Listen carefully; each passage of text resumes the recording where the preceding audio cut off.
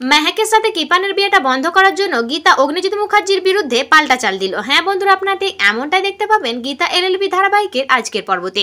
অগ্নিজিৎ মুখার্জির মেয়ে তানভি মুখার্জি গীতাকে এসে বলে সে গিনির সাথে শাস্তিকে ডিভোর্স করিয়ে দেবে। গীতা বলে আপনি আমার দিদির সাথে জামাইবাবুকে আলাদা করে দেবেন। তানভি মুখার্জি বলে 100 বার করে দেবো। গণেশ গাঙ্গুলির কোনো সদস্যই আমাদের বাড়িতে থাকবে না। যারা আমার পাপার সর্বনাশ করতে চাইছে, যারা আমার পাপাকে কাঠগড়ায় তুলতে চাইছে, তাদের কারোর জায়গা নেই ওই বাড়িতে। আর গিনির সাথে শাস্তিকের বিয়েটা তো আমি ভেঙেই ছাড়বো। তখন গীতা বলে যদি পারেন তাহলে আপনার জুতো আমি মুখে বয়ে নিয়ে যাব। তানভি মুখার্জি বলে এত দামি জুতো তুমি কি বইবে, ছাড়ো। তুমি অগ্নিজিৎ মুখার্জির কিছুই করতে পারবে না। এখন অগ্নিজিৎ মুখার্জির বড় মেয়ে তানভি মুখার্জি তার পাশে দাঁড়িয়েছে।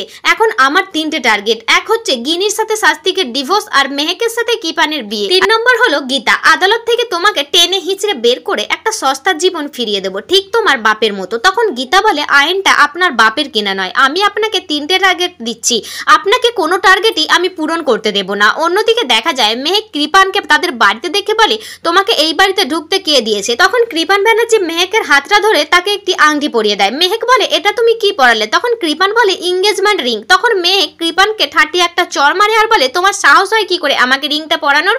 তখন বাড়ির সকলে এসে বলে তোর সাথে ওর বিয়েটা ঠিক হয়েছে, তাই ওটা ওর অধিকার। মেহেক বলে এটা কিছুতেই হতে পারে না, ও একটা চরিত্রহীন লম্পট, এটা আমার জীবন আর আমার জীবনের ডিসিশন আমি নিজেই নেব। এই বলে মেহেক কাঁদতে কাঁদতে গিয়ে অগ্নিজিৎ মুখার্জিকে জড়িয়ে ধরে আর বলে পাপা আমি কৃপানকে বিয়ে করতে পারবো না, আমি ওকে খুব ঘেন্না করি, ও ভালো নয়, ওকে আমি কখনোই ভালোবাসতে পারবো না। তখন অগ্নিজিৎ মুখার্জি বলে মেহেক আমি তোর কাছে অনুরোধ করছি তুই বিয়েটা করে নে। তখন গীতা কৃপান ব্যানার্জিকে ফোন করার বলে বাবু সোনা, কেসটা জেতার জন্য যে ছকবাজিটা তোরা খেলছিস না, সে ছকটা কিন্তু খুব খারাপ রে বাবু সোনা, একটা ডার্টি গেম। আর এই অ্যাডভোকেট গীতা এলএলবি কোনো ডার্টি গেম হতে দেবে না। মেহেকের সাথে তোর বিয়েটা হবে না বাবু সোনা, জীবনেও না। এরপর আগামী পর্বে দেখা যায় গীতা প্ল্যান করে যে অগ্নিজিৎ মুখার্জির কাছে বলবে সে কেসটা লড়বে না, চালের ওপর পাল্টা চাল দেবে। তো বন্ধুরা, গীতা কি তার লক্ষ্যে সফল হতে পারবে? তোমাদের কি মতামত কমেন্ট করে জানাবে।